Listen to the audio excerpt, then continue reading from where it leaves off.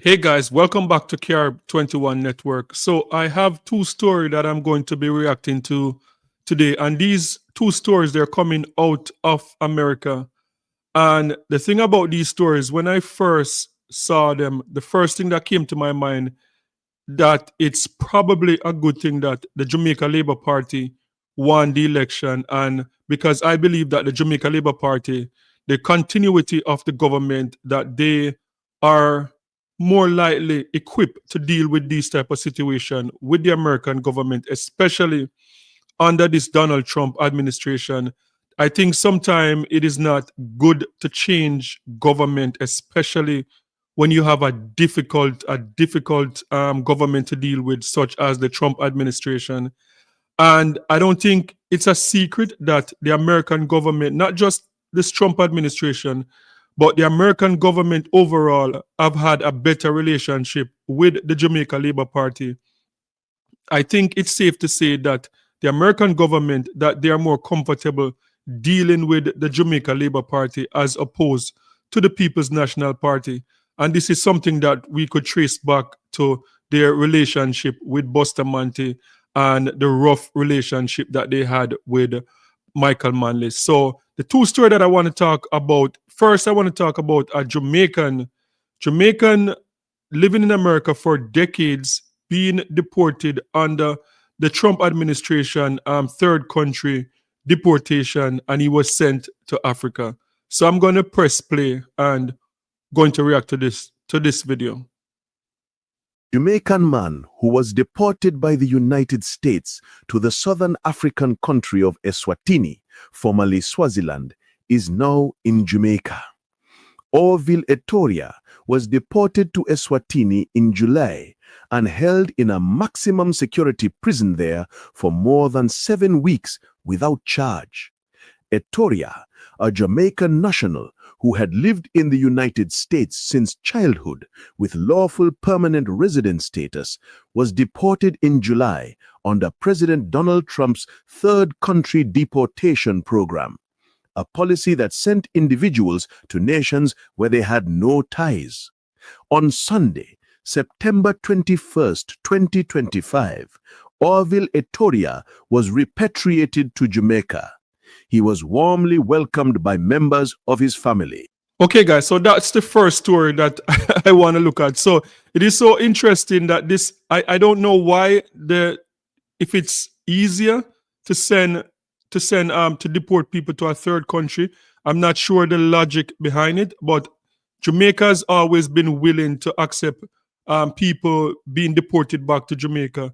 So I don't know, this makes no sense, because when we just start hearing about the people deported to a third country, the impression was, okay, people from Venezuela and the Venezuelan government is not accepting their deportee, and other countries that are not willing to accept their deportee, they will be deported to a third country. But as I said, Jamaica and the Trump administration, they have a good relationship, and Jamaica's never refused to take back any of their citizens, no matter how long they have been out of Jamaica. I know this man has been out of the country for over 50 years, but Jamaica has never refused to take back their citizens. So I don't know, this just don't make any sense to me.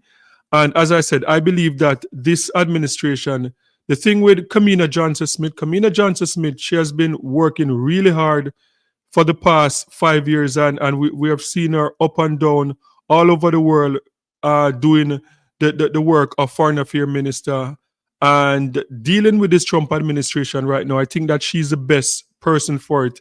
I think she's one of the hardest working person in the Hanjo Onus administration, and I think her retaining her position as foreign affairs minister was a good thing for Jamaica, because, as I said, she has been dealing with this Trump administration since January, and I would say that based on what we have seen so far, she has done an amazing job.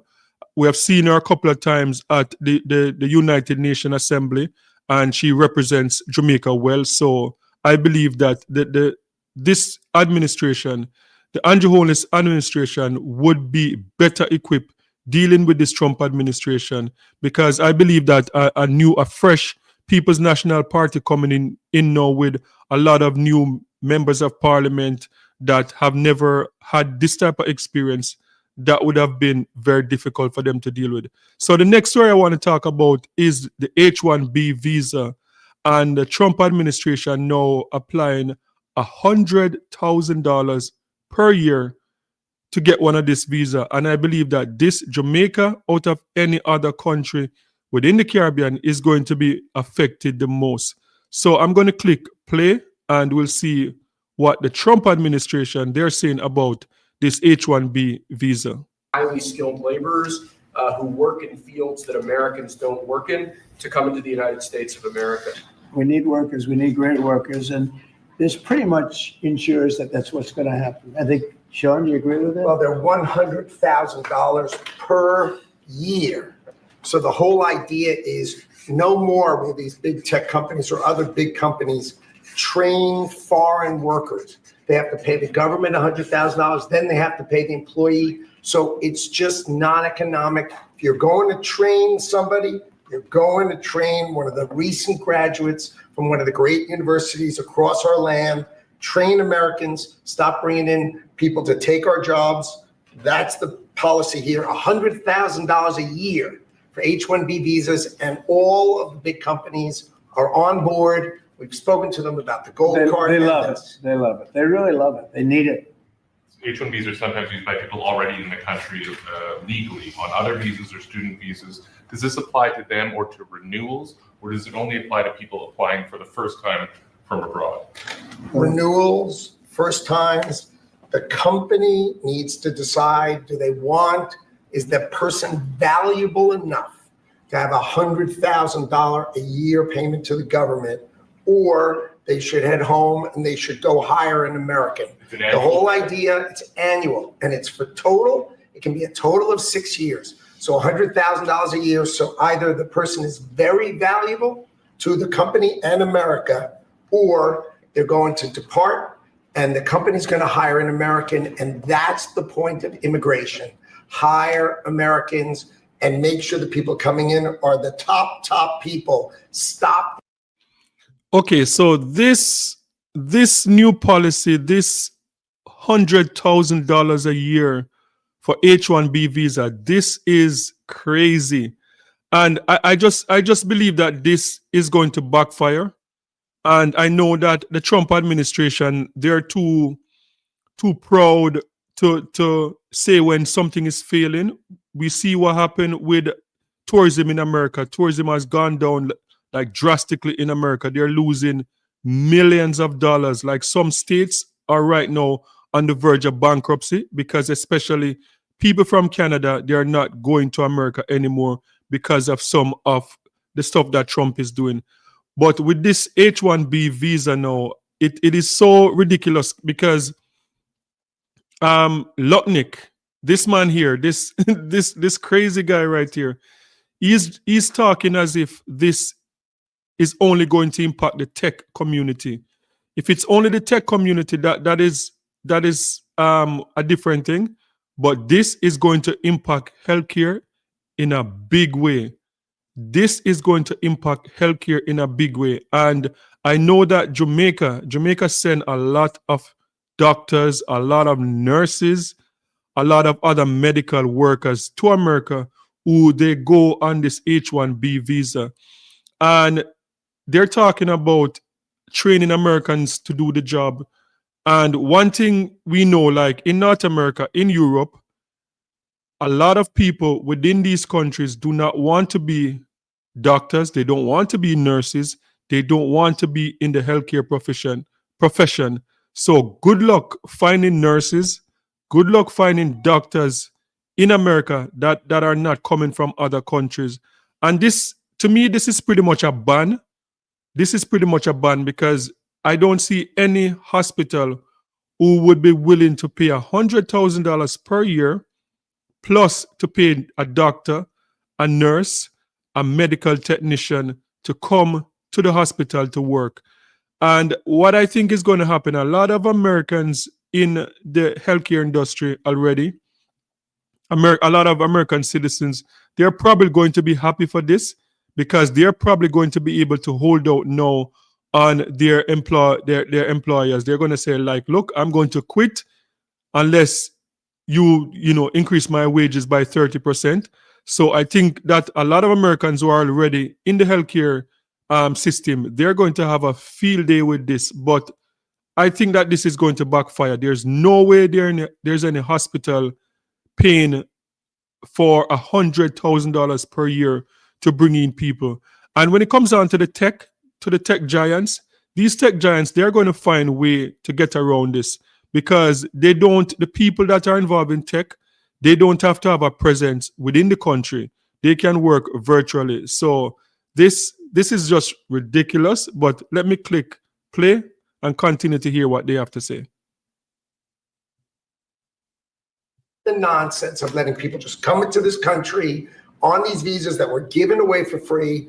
President is crystal clear. Valuable people only for America. Stop the nonsense. And remember, the country, It's just a fee, right? yeah, Fee to America. the country would rather not have to pay $100,000, but and they'd rather, how do you do that? You hire Americans. So there's an incentive to hire American, but there may be instances where it's better off doing through expertise or whatever it may be.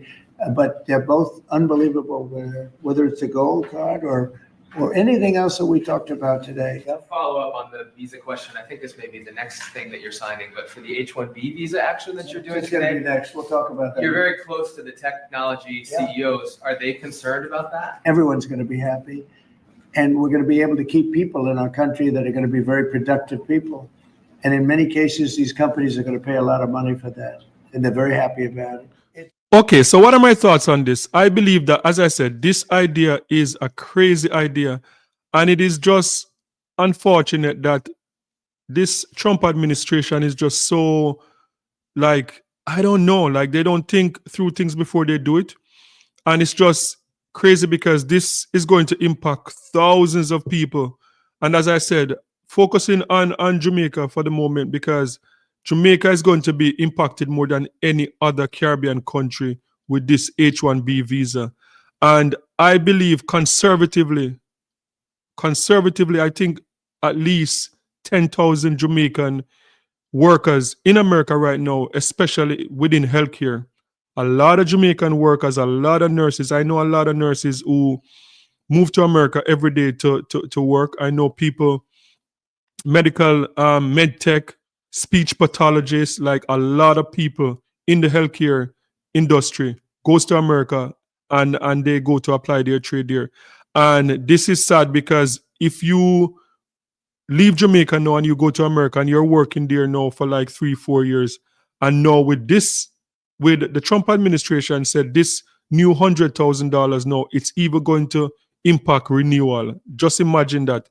So it's not about new applications alone, but if you're already, like if there's like, say 10, 15,000 Jamaicans in America on an H-1B visa, and when it expires, their companies are going to have to pay $100,000 to renew that visa.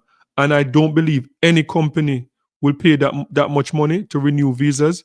So a lot of people are going to head back home to Jamaica. A lot of nurses, a lot of doctors. I know teachers, there are teachers also. I don't know.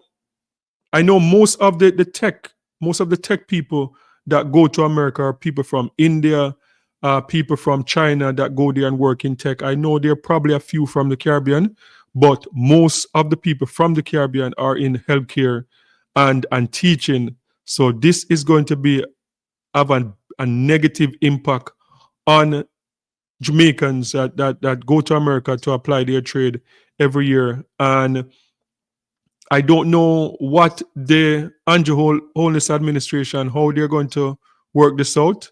I know last year they had a positive mindset when they're talking about some of the best, the brightest minds going back to Jamaica. They are currently working on quite a few hospitals. They're short healthcare workers in Jamaica. They're talking about getting workers from the Philippines, getting workers from Nigeria, nurses, and so forth from these countries.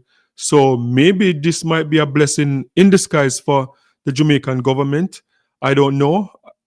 Maybe a lot of the nurses and the doctors might be ready to go back to Jamaica, because one of the things also, a lot of nurses and doctors that migrate from Jamaica, they leave Jamaica to go to America to work. A lot of these nurses and doctors, they just wanted to pay off their student loan, because they have a high student loan. Because a lot of the position is not like they're making decent money in Jamaica, not compared to what they would make in America or Canada. But most of the people that I know that are nurses in Jamaica and doctors, they're buying a house, they're driving their car and stuff like that, and they're making ends meet in Jamaica. They're not hungry. So it's not like they're going to go back to a situation where they're going to be starving. A lot of people I know, as I said, they go because they can pay off their student loan faster. So this this is very interesting. But let me know what are your thoughts in the comment section. Do you think that this is going to work, or do you think that this is going to backfire on the Trump administration? And before you know it, within the next couple of months, you're going to see hospitals like can't find workers in America, and people are going to be struggling because they can't find healthcare in America. Sound off in the comment section and let me know your thoughts on this one. And don't forget to like, share, and subscribe for more amazing content. And remember, peace. I'm out.